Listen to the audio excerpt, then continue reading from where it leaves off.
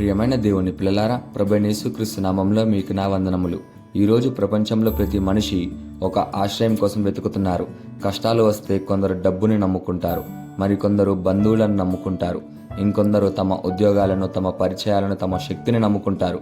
కానీ ఒక రోజు వస్తుంది, డబ్బు సహాయం చేయలేని రోజు, డాక్టర్లు చేతులెత్తేసే రోజు, బంధువులు దూరం అయ్యే రోజు, స్నేహితులు మర్చిపోయే రోజు. ఆ రోజు మనకు నిజమైన ఆశ్రయం ఎవరు? ఈరోజు దేవుడు ఆ ప్రశ్నకు మనకు సమాధానం ఇస్తున్నాడు. ఈరోజు దేవుని వాగ్దానము 46వ కీర్తన 1వ వచనం. 46వ కీర్తన 1వ వచన వాక్యం ఇలా ఉంది: దేవుడు మనకు ఆశ్రయ దుర్గమై ఉన్నాడు, ఆపత్కాలంలో ఆయన నమ్ముకొనదగిన సహాయకుడు అని. ప్రియమైన దేవుని పిల్లలారా, ఈ కీర్తనను కోరాహు కుమారులు రచించారు. వీరు దేవాలయంలో సేవ చేసే లేవీయులు. వీరి జీవితంలో ఎన్నో యుద్ధాలు, శత్రు దాడులు, దేశంపై వచ్చిన ప్రమాదాలు చూశారు. ఈ కీర్తనలో ఒక గొప్ప విషయం కనిపిస్తుంది. భూమి కంపించిన, పర్వతాలు సముద్రంలో పడిపోయినా, సముద్రాలు ఉప్పొంగినా, రాజ్యాలు కదిలినా, వారు ఒక్క మాట మాత్రం చెప్తున్నారు: మాకు భయం లేదు అని. ఎందుకంటే వారి నమ్మకం పరిస్థితుల మీద కాదు, దేవుడి మీద ఉంది. ఇక్కడ వాక్యంలో దేవుడు మనకు ఆశ్రయం అనుంది.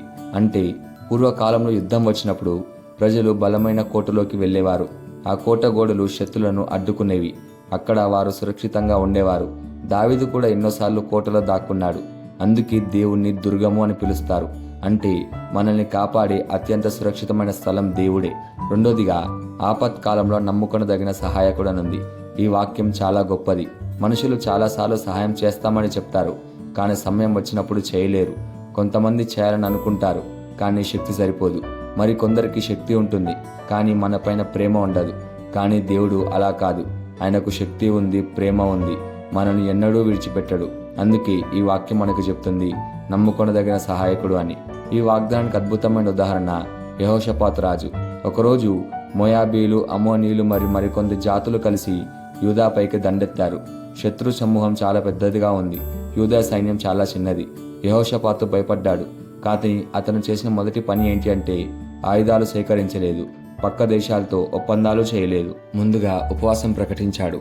ప్రజలందరినీ దేవుని సన్నిధికి పిలిపించాడు. అతను ఇలా ప్రార్థించాడు: ప్రభువా, ఈ గొప్ప సమూహాన్ని ఎదుర్కొనే శక్తి మాకు లేదు. ఏమి చేయాలో మాకు తెలీదు. మా కన్నులు నీ వైపే చూస్తున్నాయి అని. దేవుడు యహాజీయేలు అనే ప్రవక్త ద్వారా ఇలా చెప్పాడు: భయపడకుడి, ఈ యుద్ధం మీది కాదు, దేవునిది అని. మరుసటి రోజు యెహోషాపాతు ఒక ఆశ్చర్యమైన పని చేశాడు. సైనికులను ముందుకు పంపించలేదు, స్తుతి గాయకులను ముందుకు పంపించాడు. వారు ఇలా పాడసాగారు: యెహోవాకు కృతజ్ఞతాస్తుతులు చెల్లించుడి, ఆయన కృప నిరంతరం నిలుచును అని.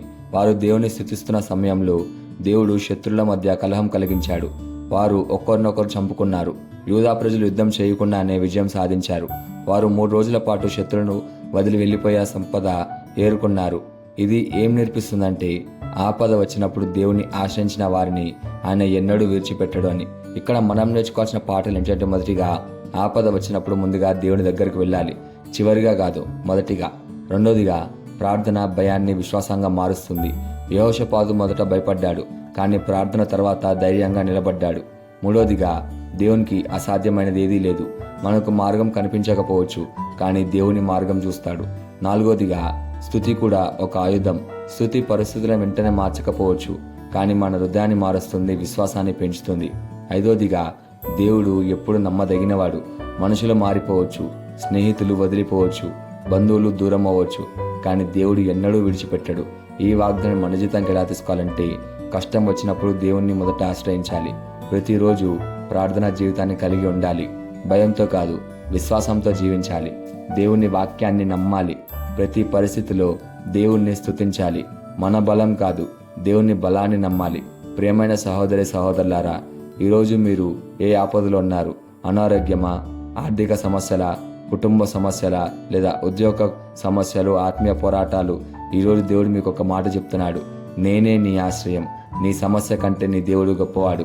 నీ శత్రుల కంటే నీ దేవుడు బలవంతుడు. నీ కన్నీళ్ల కంటే ఆయన ఓదార్పు గొప్పది. కాబట్టి భయపడకండి. ఈరోజు మీ హృదయమంతా దేవుని చేతిలో ఉంచండి.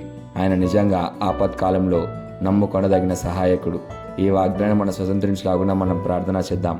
మమ్మల్ని మిక్కిలిగా ప్రేమించిన ప్రియా పరలోకపు తండ్రి, నీకే కృతజ్ఞతాస్తుతులు, వందనాలు చేయించుకుంటున్నాం ప్రభువా. ఈరోజు నీ వాక్యం ద్వారా మాతో మాట్లాడినందుకు నీకే ధన్యవాదాలు చేయించుకుంటున్నాం ప్రభువా. మా జీవితాలలో ఎన్నో ఆపదలు, కష్టాలు, బాధలు, భయాలు ఉన్నాయి ప్రభువా. కానీ ఈరోజు నీవే మా ఆశ్రయమని నీవే మా దుర్గమని మేము ఒప్పుకున్నచున్నాం ప్రభువా. మనుషులను కాదు, నిన్నే నమ్ముకునే విశ్వాసాన్ని మాకు దయచేయండి తండ్రి.